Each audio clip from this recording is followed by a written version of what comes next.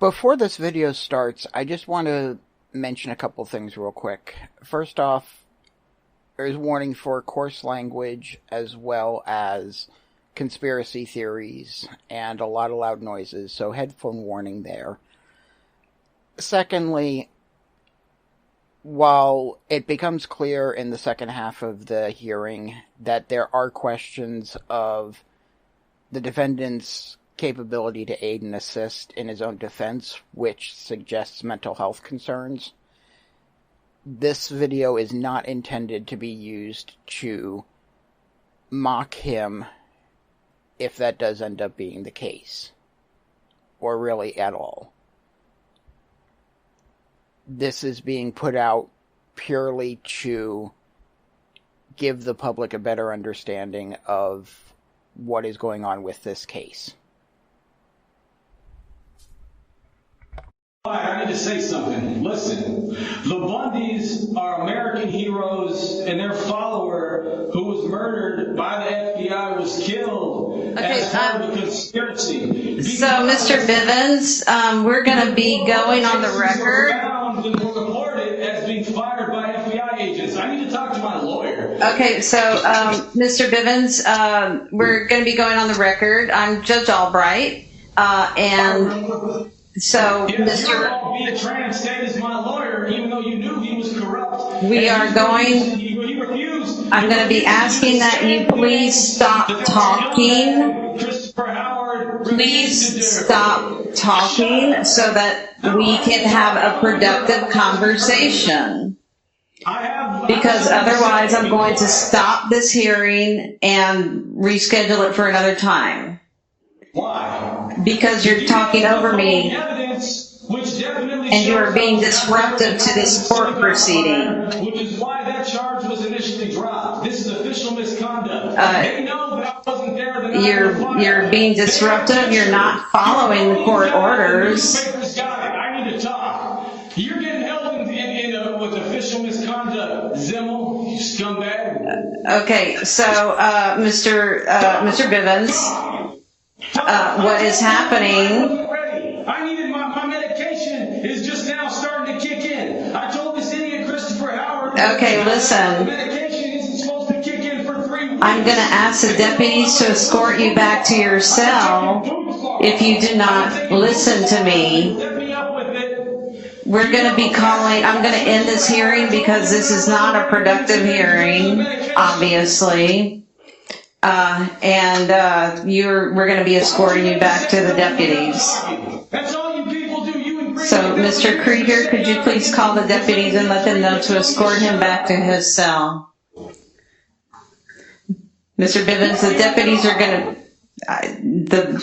are going to be coming. You can hear me. I know you can hear me. You're refusing to listen. Why can't I talk?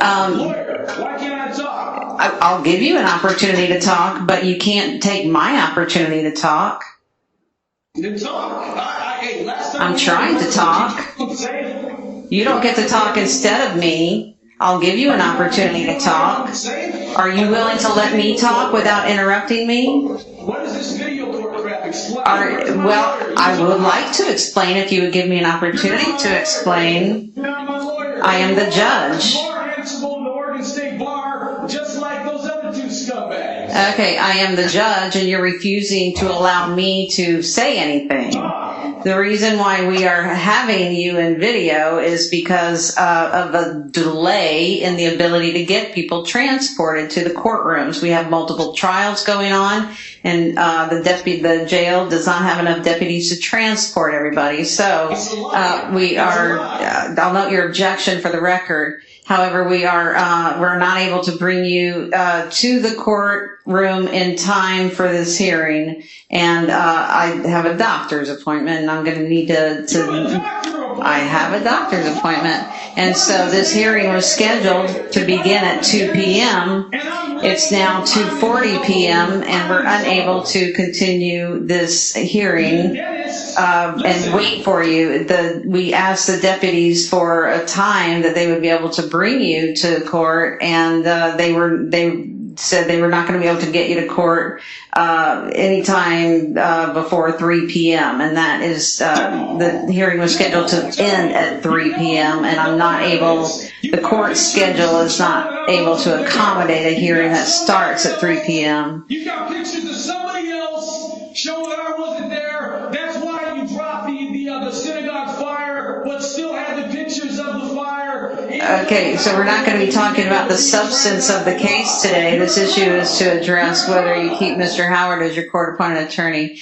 Mr. Howard, so the court has generally not considered motions for new counsel when people are, when there's concern about ability to aid and assist. I indicated I might be willing to do so here, but clearly this is not a hearing that we're able to have. You're not a psychologist. Okay. You are not a psychologist. Okay, so noted.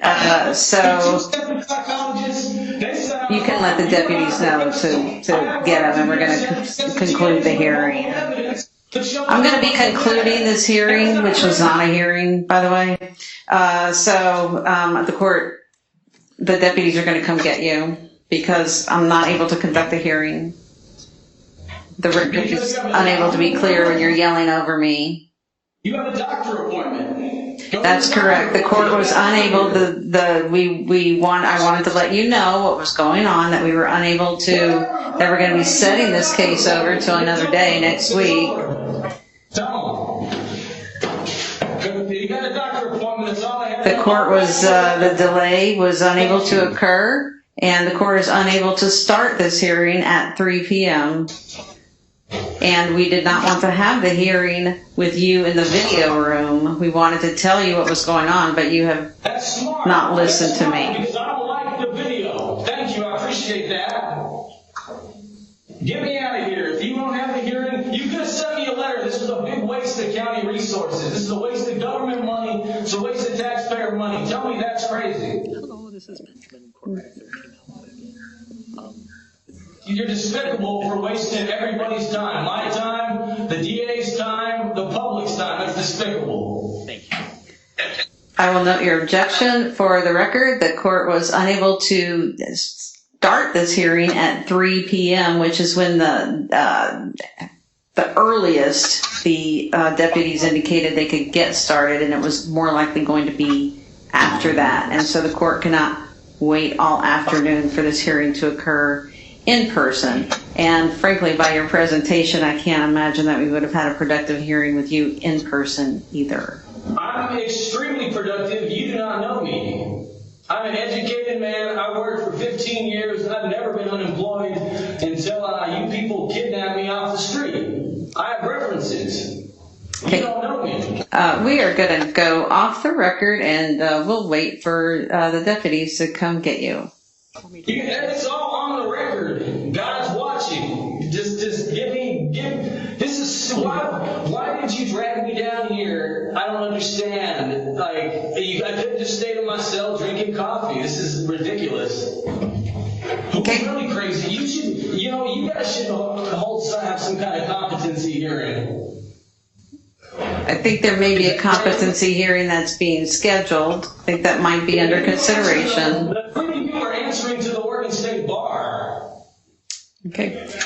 So the deputies are going to come get you, and we'll reschedule this hearing, but we're unable to conduct it with you acting the way that you are. We're unable to even communicate with you how we can. And you have a doctor appointment. Things were late. You were 40 minutes late. It was supposed to look, Mr. Howard. We weren't 40 minutes late. We were here on time and notifying you that the delay, the transport delay was delaying us. I'm going to excuse counsel.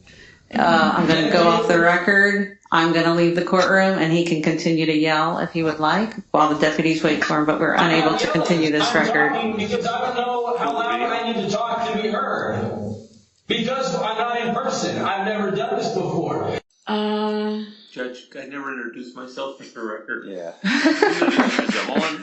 We have. Okay, so now that we're on the record, we've asked the deputies to, we basically cut the video from the jail because we couldn't hear anything, and I'm sure the record is extremely garbled. But let's go ahead and call the case. This is the State vs. Michael Bivins, 22CR21679. I'm Quinn Zelmel, ZEMEL, bar number 185173 on behalf of the state. This is the time set for a substitution of attorney hearing. The court and counsel for Mr. Bivins will put his name on the record in just a moment, and myself are all present in here in time for the 2 o'clock hearing. There were transport delays. As a result of that, it seemed like we wouldn't be able to conclude the hearing in time today. We brought Mr. Bivins on WebEx in custody so that we can inform him of why the hearing would be set over. The record was what it was at that point. I'll have Mr. Howard put his name on the record. Thank you, Judge. For the record, Christopher Howard, HOWARD, bar number 925320 on behalf of Mr. Bivins. I'll let you characterize what happened when we got Mr. Bivins on video. But before you do that, just to jump ahead, if you will, I don't anticipate that he would cooperate with an evaluation, given what has transpired, although that an expert has been arranged and agreed to do that evaluation. And I would greatly appreciate it if you were the one to set a hearing next Tuesday in the afternoon for an in-person colloquy with Judge Waller.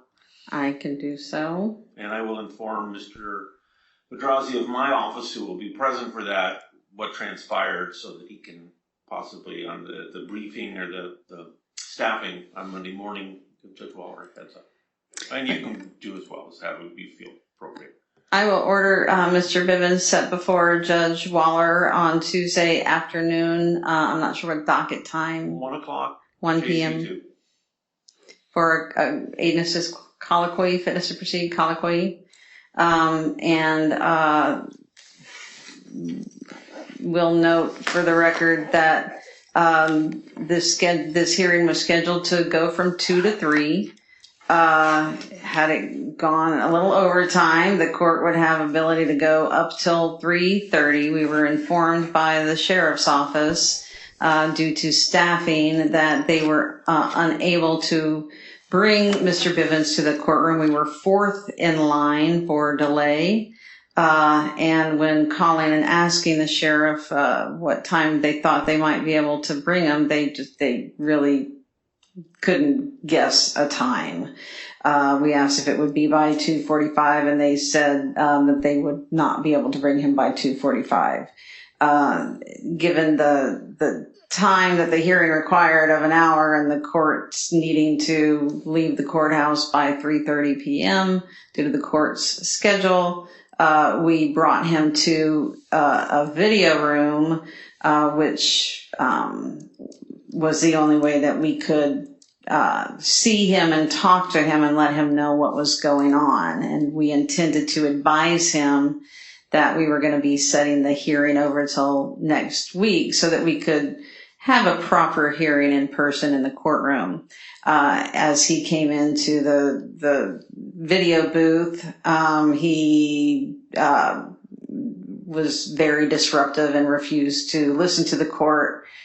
And we were unable to even tell him why it is we were experiencing a delay. And I did advise him of the reason for the courts being unable to continue past 3:30. And he asserted that we were many things, but among them that we were a waste of taxpayer time.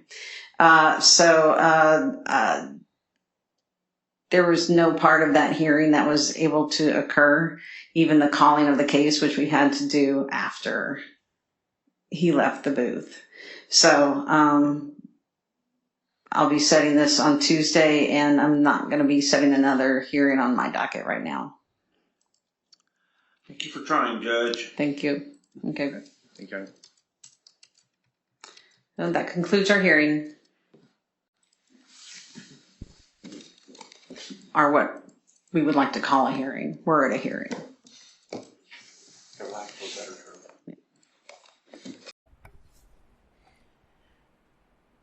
Thanks so much for tuning in.